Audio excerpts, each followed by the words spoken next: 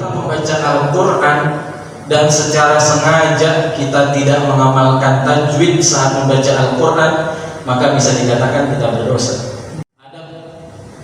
Kita terhadap Al-Quran dalam tilawah itu bagusnya mulai dari juz 1 sampai juz 30.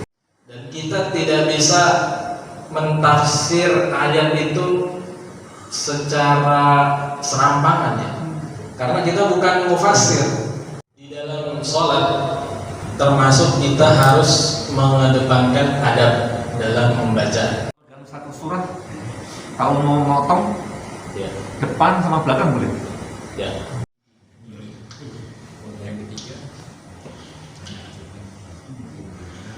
Assalamualaikum warahmatullahi wabarakatuh. Alhamdulillahilladzi anzala ala 'abdihi al-kitaba wa lam yaj'al lahu 'iwaja qayyiman liyunzira ba'san shadidan min ladunhu wa yubashshira al-mu'minin alladhina ya'maluna as-salihati anna lahum ajran hasana. Asyhadu an la ilaha illallah wahdahu la syarika lahu wa asyhadu anna Muhammadan 'abduhu wa rasuluhu la nabiyya ba'dahu. Allahumma salli wa sallim wa barik ala nabiyyina Muhammadin wa ala alihi wa ashabihi ajma'in. Amma ba'd. Qala Allah ta'ala fi kitabihil karim, a'udzu billahi minasy syaithanir rajim. Ya ayyuhalladzina amanu taqullaha haqqa tuqatih wa la tamutunna illa wa antum muslimun. Shadaqallahul azim. Ma'asyiral muslimin rahimakumullah, jamaah salat Jumat, jamaah salat Maghrib dan Isya yang dimuliakan Allah Subhanahu wa taala. Alhamdulillah, puji syukur kehadirat Allah Subhanahu wa taala, kita baru saja menyelesaikan salat Maghrib secara berjamaah, dan insyaallah akan dilanjutkan dengan kajian rutin makanan. Salawat serta salam semoga kita tercurah kepada Nabi kita, Nabi besar Muhammad sallallahu alaihi wasallam, serta para keluarganya, para sahabatnya, dan juga kepada umatnya, dan semoga kelak kita mendapatkan syafaatnya di yaumil akhir nanti. Bapak Ibu jamaah salat Maghrib yang dimuliakan Allah Subhanahu wa taala, seharusnya hari ini Ustaz Ahmad Yani biasa kajian di sini ya, dengan tema biasanya asbabun nuzul ya, asbabun nuzul tematik. Saya mendapatkan amanah untuk menggantikan beliau. Beliau sekarang sedang safari dakwah di Sumatera Barat, di Padang. Insya Allah pekan ini baru kembali lagi ke Jakarta. Baik, Bapak Ibu jamaah yang dimuliakan Allah Subhanahu wa taala, di akhir zaman seperti sekarang ini, Al-Quran sebagai petunjuk dan pedoman hidup bagi manusia sudah mulai ditinggalkan, sudah mulai diabaikan. Banyak dari kita yang mengaku sebagai muslim, tetapi Al-Qurannya tidak pernah dibaca, kitab sucinya tidak pernah dihafal, disentuh pun juga jarang, paling awal-awal bulan Ramadan aja. Dia hanya tersusun rapi di lemari bukunya. Nah, ini kehidupan kita di akhir zaman. Rasulullah SAW sampai mengadu hal ini kepada Allah Azza wa Jalla. Hal itu termaktub di dalam surat Al-Furqan ayat 30. Wa qala ar-rasulu ya rabbi inna qaumi ittakhadhu hadzal qur'ana mahjura. Dan Rasul berkata, wahai Tuhanku, sesungguhnya kaumku telah menjadikan Al-Quran ini diabaikan. Nah, jadi jangan sampai kita sebagai seorang muslim kita mengabaikan Al-Quran, mengabaikan kitab suci kita sendiri. Nah, oleh karenanya dalam kesempatan kajian kali ini, insya Allah akan kita bahas terkait kewajiban-kewajiban kita terhadap Al-Quran yang harus kita tunaikan. Yang pertama adalah al-iman wa tasdiq. Al-iman itu berasal dari kata amana yu'minu imana. artinya percaya. Sedangkan at-tasdiq artinya membenarkan. Dari kata saddaqa yusaddiqu tasdiqan. Makanya ada nama Abu Bakar As-Siddiq. Abu Bakar yang selalu membenarkan apa yang Rasul kata, apa yang Rasul sampaikan, apa yang Rasul perbuat, itu Abu Bakar selalu membenarkan. Makanya mendapatkan gelar As-Siddiq. Jadi sebagai seorang muslim, kita harus percaya, kita harus mengimani dan membenarkan bahwa Al-Quran itu datangnya benar-benar dari Allah Subhanahu wa Ta'ala, bukan perkataannya manusia, bukan karangannya Nabi Muhammad SAW. Nah, jangan sampai kita memiliki keraguan sedikit pun terhadap Al-Quran, padahal Al-Quran itu sudah sempurna.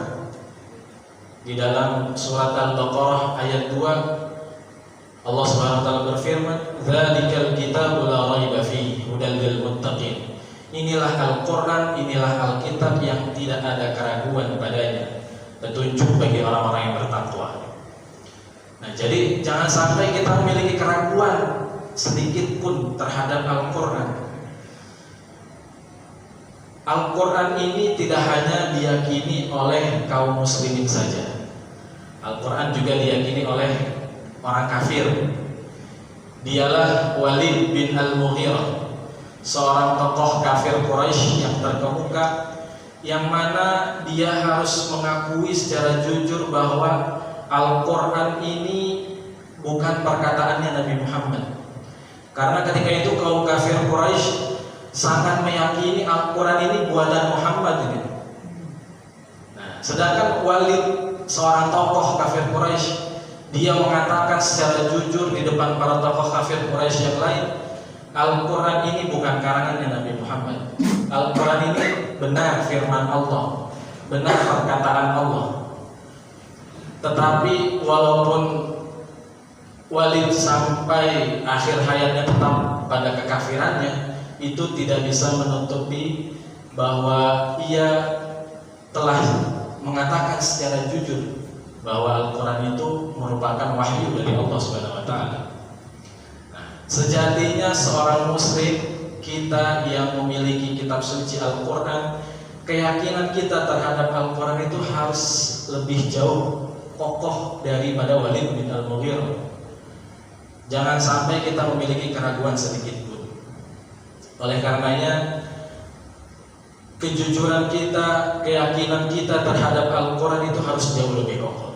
Nah, ini kewajiban kita yang pertama, al-iman wa tasdiq, mengimani dan membenarkan bahwa Al-Quran itu datangnya benar-benar dari Allah Subhanahu wa Ta'ala. Bapak Ibu jamaah yang dimuliakan Allah Subhanahu wa Ta'ala, kewajiban kita yang kedua terhadap Al-Quran adalah at-tilawah, artinya membaca. Berasal dari kata tala yatlu tilawatan, artinya membaca. Nah, ini satu makna dengan qiraah, al-qiraah. Cuman kalau tilawah itu lebih spesifik, tilawah Al-Quran, ya, membaca Al-Quran. Kalau qiraah itu secara bahasa dia umum, membaca apa saja. Qiraatul kutub, membaca kitab umum, nah, itu qiraah. Nah, jadi kita tilawah Al-Quran. Kewajiban kita terhadap Al-Quran yang kedua adalah tilawah, membaca Al-Quran. Maksudnya membaca Al-Quran yang baik dan benar. Di dalam Al-Quran surat Al-Baqarah ayat 121, Allah Subhanahu wa taala berfirman, "Alladzina atainahumul kitaba yatlunahu haqqa tilawatihi, ulaika yu'minuna bihi, wa man yakfur bihi fa ulaika humul khasirun." Orang-orang yang telah kami beri kitab, mereka membaca sebagaimana mestinya. Para mufassir sepakat bahwa membaca sebagaimana mestinya ini maksudnya membaca dengan sebenar-benarnya, membaca Al-Quran dengan sebenar-benarnya, dengan kaidah ilmu tajwid. Para mufassir sepakat tentang hal ini. Membaca Al-Quran dengan kaidah ilmu tajwid itu harus kita tunaikan. Jangan sampai kita membaca Quran sekenanya saja, sekedarnya aja. Hanya udah baca Quran biasa aja, panjang pendeknya dibiarkan, gunahnya dibiarkan, hukum-hukum tajwidnya tidak diamalkan ketika membaca Quran. Nah, ini yang berbahaya untuk kita. Karena kalau kita membaca Al-Quran dan secara sengaja kita tidak mengamalkan tajwid saat membaca Al-Quran, maka bisa dikatakan kita berdosa. Karena Al-Imam Ibnul Jazari, seorang ulama ilmu tajwid, di dalam matan Muqaddimah Jazariyah yang beliau mengatakan, wal akhdhu bit tajwid hatmun lazim man lam yujawwidil qala asim. Dan mengamalkan tajwid itu hukumnya wajib bagi seluruh muslim. Siapa saja yang sengaja tidak mengamalkan tajwid, maka ia berdosa secara sengaja, ya.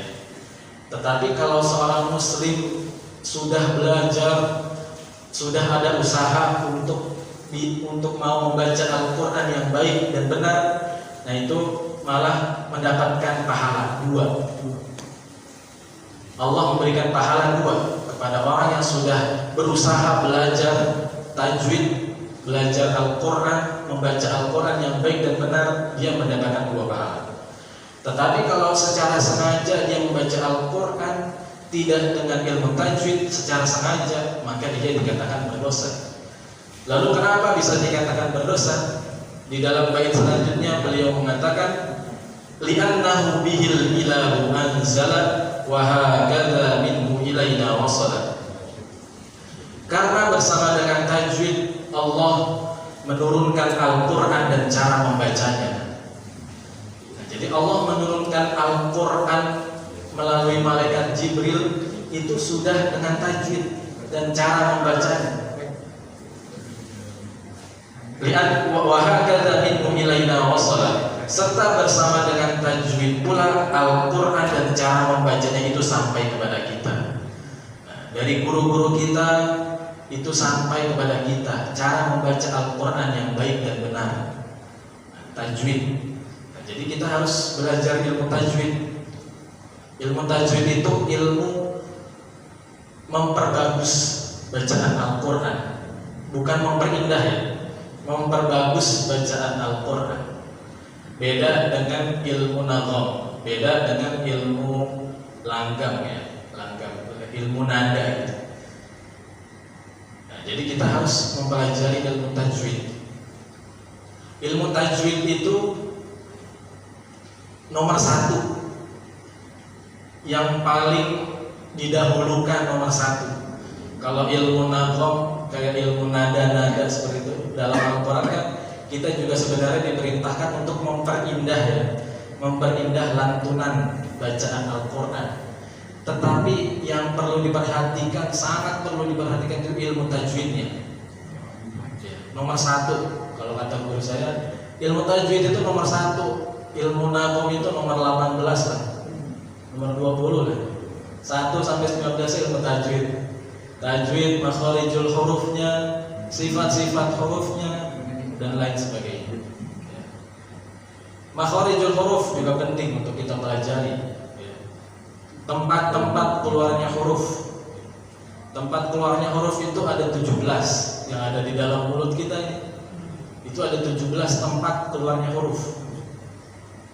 Dari tenggorokan, halqi, terus lisan. Tenggorokan itu ada 3. Terus lisan itu ada banyak tempatnya yang keluar huruf-huruf.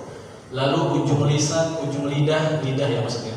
Terus mulut dan lain sebagainya. Nah, itu bisa kita pelajari di dalam ilmu tajwid. Nah, itu membaca Al-Quran. Bapak Ibu jamaah yang dimuliakan Allah Subhanahu wa taala, kita diwajibkan untuk membaca Al-Quran. Bahkan diperintahkan atau dijadikan bacaan harian, ya. Dijadikan bacaan harian. Kita diwajibkan untuk membaca Al-Quran harian.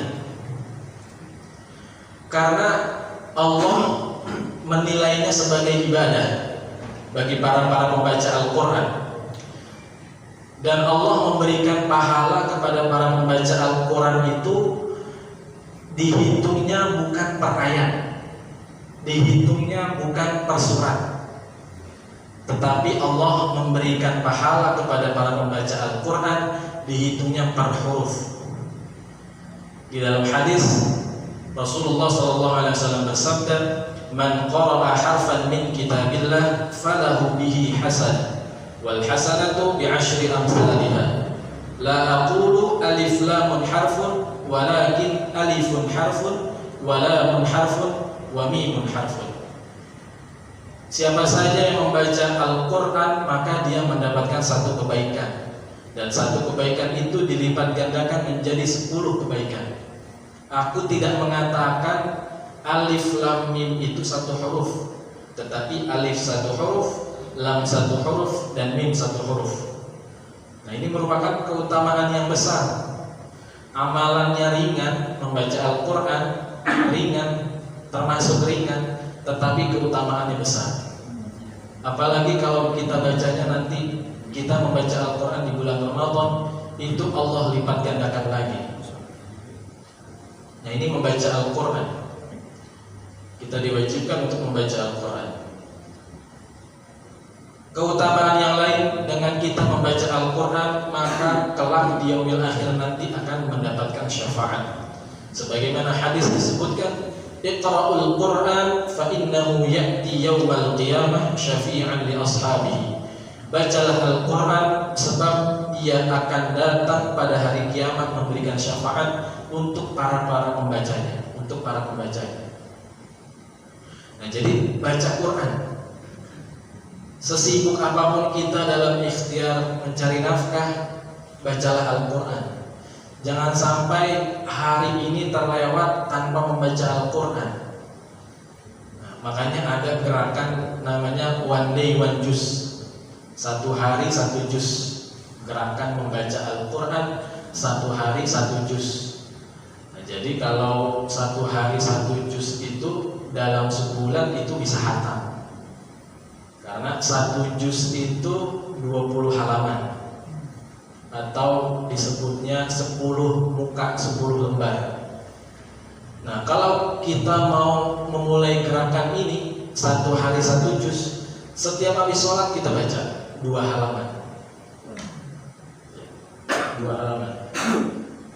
Setiap subuh 2 halaman, habis zuhur 2 halaman, dan seterusnya. Jadi 1 hari dapat 1 juz. Nah, insya Allah jika istiqomah itu 1 bulan bisa khatam 1 Quran, insya Allah. Nah, ini membaca Al-Quran. Bapak Ibu jemaah yang dimuliakan Allah Subhanahu Wa Taala, kewajiban kita yang ketiga terhadap Al-Quran adalah at-tahfil, yaitu menghafal. Kita diwajibkan untuk menghafal Al-Quran, baik sebagiannya maupun keseluruhannya. Di dalam hadis Rasulullah SAW bersabda, "Innal ladzi laisa fi jawfihi syai'un minal Qur'an kal baitil kharib." Sesungguhnya orang yang tidak ada ayat Al-Quran sedikit pun di dalam dadanya, maksudnya tidak ada ayat Al-Quran yang dihafalnya, itu seperti rumah yang roboh, seperti rumah yang rusak. Nah, jadi kita harus menghafal Al-Quran. Yang sangat minimal untuk kita hafal itu surat Al-Fatihah dan juz 30. Nah, itu modal yang sangat minimal untuk kita dalam melaksanakan sholat, baik yang wajib maupun yang sunnah. Jadi juz 30 harus kita hafal. Itu sangat minimal, Pak. Nah, makanya bagus juga masjid punya program tahsin dan tahfil. Nah, itu bagus. Masjid punya program tahsin dan tahfil. Nah, itu untuk memberikan pendidikan kepada para jamaah bagaimana membaca Al-Quran yang baik dan benar, dan juga menghafal tentunya. Menghafal dari yang mulai dari yang mudah-mudah saja tuh. Mulai dari juz 30 yang pendek-pendek ya. banyak sekarang ini banyak metode dalam menghafal Al-Quran. Ada namanya metode ummi. Ya, jadi kita tidak melihat Al-Quran, tetapi hanya diperdengarkan saja. Diperdengarkan itu orang bisa hafal. Contohnya aja anak kecil. Anak kecil itu kalau sering kita bacakan, sering didengerin murattal misalnya, itu gampang hafalnya anak kecil. Makanya sekarang banyak anak kecil itu yang banyak yang sudah hafal 30 juz dalam hanya waktu beberapa tahun, beberapa bulan. Nah, tetapi bukan itu tujuannya sebenarnya. Tujuan sebenarnya bukan, maksudnya tujuan sebenarnya bukan cepet-cepetan dalam menghafal, tetapi bagaimana kita, interaksi kita dengan Al-Quran itu harus kita jaga. Setelah kita hafal tentu kita murojaah, mengulang-ulang apa yang sudah kita hafal, kita ulang-ulang. Nah, ini menghafal, boleh sebagiannya saja, boleh keseluruhannya. Menghafal itu bebas, mau dari bawah dulu, mau dari tengah dulu, mau dari atas, boleh silakan. Kecuali kalau tilawah. Kalau tilawah itu harus dari atas, secara adab ya. Adab kita terhadap Al-Quran dalam tilawah itu bagusnya mulai dari juz 1 sampai juz 30, dari atas sampai bawah. Nah, tetapi kalau untuk menghafal maka boleh dari bawah, boleh dari tengah, boleh dari surat yang kita suka, silakan dihafal. Mulailah menghafal dari sekarang. Sebelum Ramadan datang lagi, kita harus sudah ada hafalan yang bisa kita hafal. Jadi minimal itu juz 30 minimal kita hafal untuk modal kita. Dan keutamaan dalam menghafal Al-Quran, di dalam hadis disebutkan Al-Quran akan datang pada hari kiamat. Lalu dia berkata, ya Allah, berikanlah dia perhiasan. Para penghafal Al-Quran akan diberikan perhiasan, mahkota kemuliaan. Lalu Allah berikan seorang penghafal Al-Quran mahkota kemuliaan. Lalu Al-Quran meminta lagi, ya Allah, tambahkanlah untuknya. Lalu dia diberikan pakaian perhiasan kemuliaan untuk para penghafal Al-Quran. Kemudian dia minta lagi, ya Allah, ridhoi dia. Kemudian Allah meridhoinya dan Allah berkata, bacalah dan naiklah, akan ditambahkan untukmu pahala dari setiap ayat yang kamu baca, dari ayat setiap yang kamu hafal. Nah, jadi sebanyak ayat yang kita baca nanti itu berarti akan naik ke surga yang paling tinggi. Nah, ini kemuliaan orang-orang yang bisa menghafal Al-Quran. Yang selanjutnya, kewajiban kita terhadap Al-Quran adalah at-tadabbur. At-tadabbur artinya mentadabburi. Mentadabburi maknanya yang yaitu merenungi isi dan kandungan yang ada di dalam Al-Quran. Al-Quran ini kan kitab petunjuk ya, sebagai petunjuk dan pedoman hidup bagi manusia. Jadi kalau buku petunjuk itu ya harus kita pahami isinya. Bagaimana cara menghadapi hidup ini, menjalani hidup ini, itu ada di dalam Al-Quran. Jadi harus kita tadabburi untuk bisa memahami isi kandungan-kandungan yang ada di dalam Al-Quran. Di dalam surat Shad ayat 29 Allah Subhanahu wa taala berfirman, Kitabun anzalnahu ilaika mubarakun liyadabbaru ayatihi wa liyatadzakkara ulul albab. Inilah Al-Quran yang kami turunkan kepadamu penuh berkah, agar mereka menghayati ayat-ayatnya dan agar orang-orang yang berakal sehat mendapatkan pelajaran. Nah, cara yang paling ideal untuk kita memahami isi kandungan Al-Quran itu dengan mempelajari bahasa Al-Quran. Bahasa Al-Quran pakai bahasa apa? Pakai bahasa Arab. Nah, kita harus mempelajari ilmu bahasa Arab. Kalau tidak bisa kita pelajari bahasa Arab, maka jangan berhenti untuk mentadabburi Al-Quran. Jangan berhenti kalau kita tidak bisa belajar bahasa Arab, tetapi mulailah sekarang ini banyak media untuk bisa belajar, untuk bisa mentadabburi. Salah satunya adalah kita harus memiliki Quran terjemah. Kita baca terjemah. Ya. Setiap rumah harus punya Quran terjemah. Bapak-bapak ada yang punya Quran terjemah? Pasti punya ya di rumah. Apakah, pertanyaannya, apakah pernah khatam, Pak? Pernah ya? Masya Allah.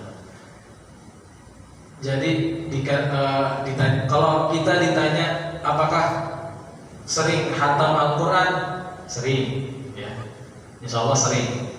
Apalagi kalau di bulan Ramadan bisa 2 kali, bisa 3 kali. Tetapi pertanyaan yang jarang ditanyakan, apakah pernah khatam terjemahan Al-Quran? Mungkin ada yang belum ya. Saya aja baru sekali. Saya baru sekali khatam terjemahan Al-Quran.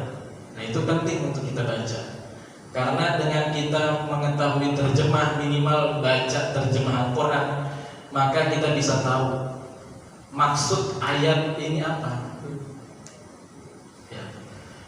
Jadi kita harus membaca terjemah. Yang pertama itu cara ideal dalam mentadabburi ayat-ayat yang di dalam Al-Quran.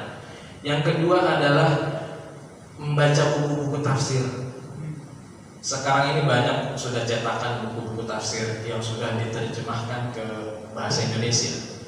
Ada tafsir fi zilalil Quran, Sayyid Qutb. Ada tafsir Al-Munir, Prof. Dr. Wahbah Zuhaidi. Ada kalau di Indonesia tafsir Al-Azhar, Buya Hamka. Ada tafsir Al-Misbah, Quraisy Shihab, dan lain sebagainya. Nah, itu harus kita baca tafsir. Jadi setelah kita baca terjemah, kita baca tafsirnya. Maksud ayat ini apa? Dan kita tidak bisa mentafsir ayat itu secara serampangan ya. Karena kita bukan mufassir, kita bukan ulama tafsir. Nah, jadi kalau dalam memberikan menukil gitu ayat, nah kita harus menukil apa kata mufassir, apa kata ahli tafsir. Jangan mentafsir sendiri seenaknya saja.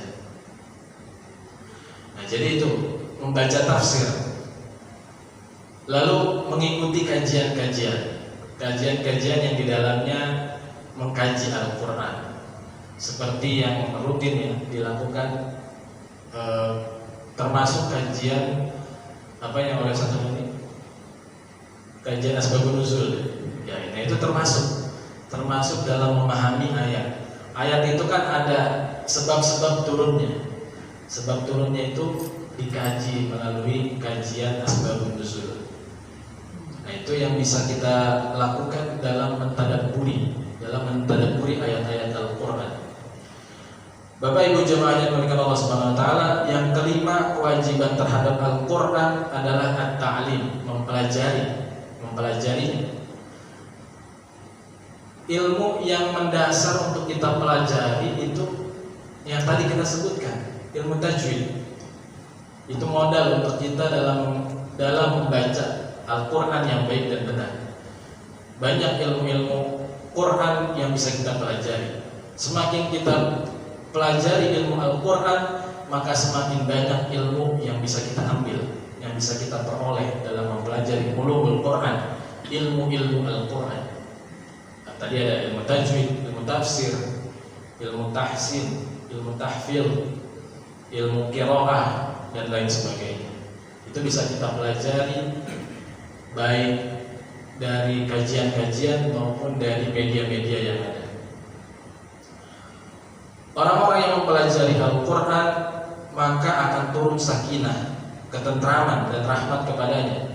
Sebagaimana di dalam hadis Rasulullah SAW bersabda, "Majtama'a qaumun fi baitin min buyutillah yatluna kitaballah wa yatadarasunahu illa nazalat 'alaihim sakinah wa ghasyiyatuhum rahmah wa khaffathumul malaikah wa dzakarahumullahu fi man indah. Tidaklah suatu kaum berkumpul di dalam rumah di antara rumah-rumah Allah, yaitu masjid, kemudian mereka membaca Al-Quran dan mempelajarinya, maka akan turun sakinah kepadanya, maka akan turun ketentraman. Orang yang mempelajari Al-Quran itu hatinya tentram, insya Allah. Lalu mereka akan diliputi oleh rahmat, dinaungi malaikat, dan disebut-sebutkan kebaikannya oleh Allah di hadapan makhluk yang lain. Nah, ini keutamaan kita dalam mempelajari Al-Quran. Kewajiban kita yaitu at-ta'lim terhadap Al-Quran, mempelajari Al-Quran. Selanjutnya yaitu at-tabligh.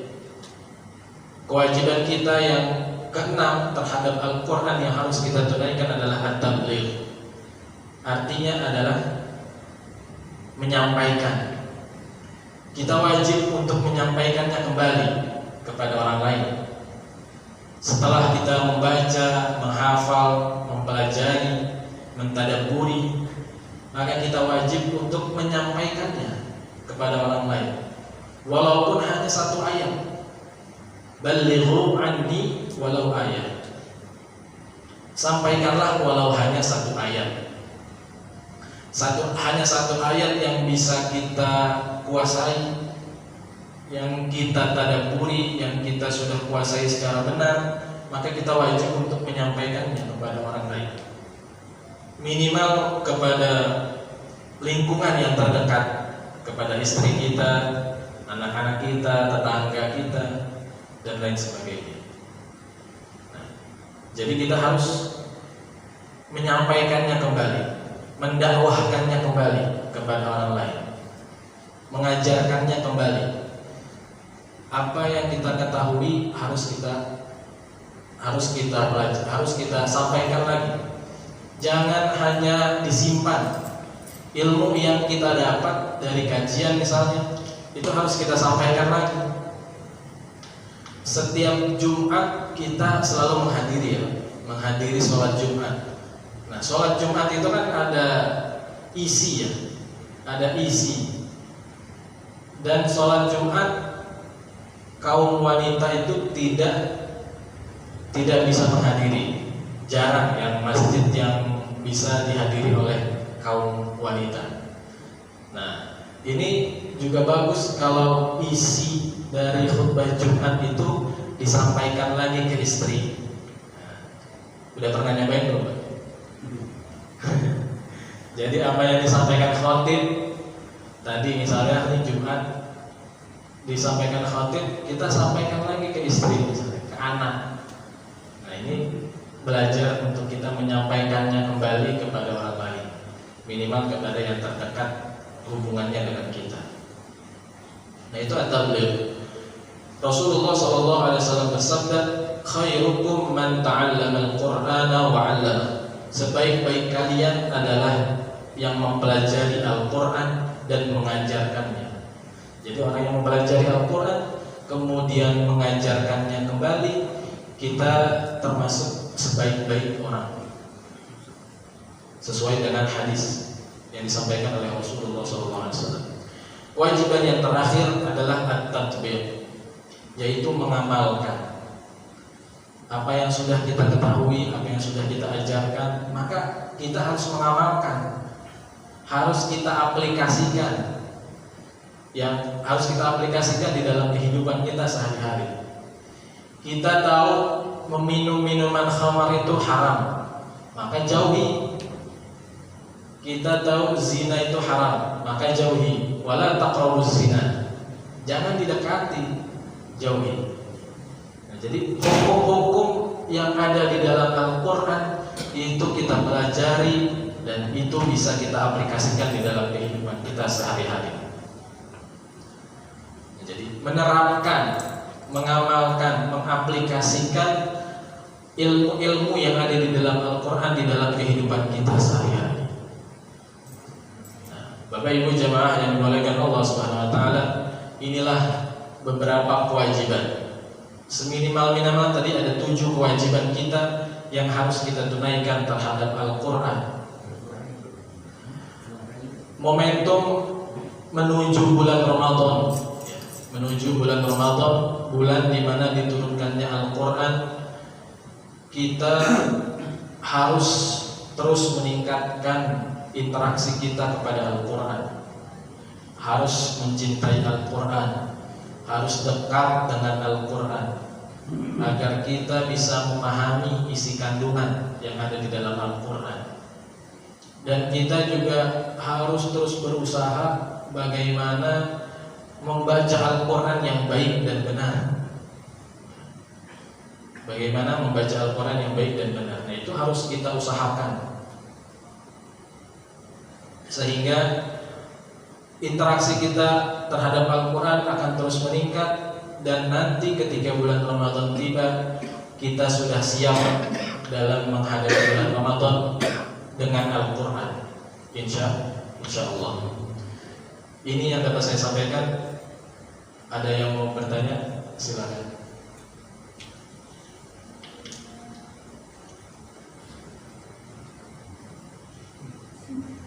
Silakan. Izin saya.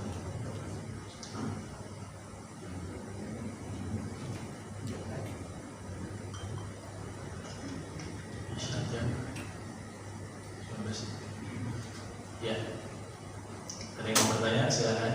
Ada yang mau menanggapi? Kalau imam sholat, Ya. itu kan misalnya sholat maghrib itu ya, Ya. itu ada dua yang jahar ya, Ya. itu harus turun ya, surat-suratnya. Misalnya kuliah sama kulullah, duluan kuliah baru kulullah, Oh, iya. bukan sebaliknya gitu. Ya, di dalam sholat termasuk kita harus mengedepankan adab dalam membaca. Misalnya di dalam rakaat pertama kita membaca surat Qul ya ayyuhal kafirun, surat Al-Kafirun. Maka adabnya itu di rakaat kedua surat yang setelah Al-Kafirun. Misalnya surat An-Nasr atau Al-Lahab dan ke bawahnya. Nah, itu adabnya seperti itu. Jadi jangan ke atas. Rakaat pertama Al-Kafirun, rakaat keduanya misalnya surat Al-Maun atau Al-Fil. Nah, sebaiknya jangan. Sebaiknya runut dari atas ke bawah. Walaupun juz 30 ya, walaupun juz 30. Nah, jadi sebaiknya rakaat pertama surat yang lebih atas, lalu rakaat keduanya yang di bawahnya, seperti itu. Adabnya seperti itu. Ya, silakan ada yang. Ya, Kalau dalam satu surat, kalau mau motong ya, depan sama belakang boleh? ya. Kalau mau motong ayat, misalnya seperti yang tadi saya di dalam surat Al-Hasyr di rakaat pertama itu saya setengah halaman. Sepengetahuan saya boleh, tetapi kalau lebih baiknya lagi, karena tadi saya khawatir kepanjangan, lebih bagusnya lagi itu satu ain. Ya. Di dalam Al-Quran itu kan ada tanda waqaf ain ya. Ada tanda waqaf ain. Nah, kalau kita tilawah juga, itu kan biasanya kita tilawah satu halaman sampai akhir halaman itu ya, sampai akhir halaman itu. Nah, bagusnya itu kita berhentinya di ain. Ya, berhentinya di ain. Tetapi kalau dalam sholat boleh-boleh saja. Karena kalau tadi saya khawatir karena kepanjangan, jadi saya potong di pertengahan. Ya. Jadi, tapi lebih bagusnya itu satu ain. Ya, satu ain. Dan biasanya satu surat itu satu ain. Satu surat Al-Kafirun itu satu ain. Karena biasanya satu ain dengan ain yang selanjutnya itu temanya sudah beda. Tidak. Ya, temanya beda. Di dalam surat Al-Baqarah misalnya satu ain yang pertama itu berbicara terkait orang-orang yang beriman ya. Orang-orang yang beriman. Ciri-ciri orang yang beriman seperti apa. Lalu ain yang kedua itu sudah beda lagi temanya. Seperti itu. Jadi memang adabnya bagusnya kita membaca satu ain. Dan kalau mau tilawah berhenti di ain. Seperti itu. Allahu a'lam. Itu fungsinya lain yang itu ya. Untuk berhenti enggak? Ya, tanda wakaf berhenti. Marakat. Ya. Jadi mungkin tertema. Tanda tema. Tema juga berbeda ya. Antar tema ya beda-beda. Wallahu a'lam. Ada lagi? Ini Isya di mana? Ya. Cukup. Baik, jika tidak ada lagi, aku qauli hadza wa astaghfirullahal azim li wa lakum. Wallahu al-muwaffiq ila aqwamit thoriq. Wassalamu alaikum warahmatullahi wabarakatuh.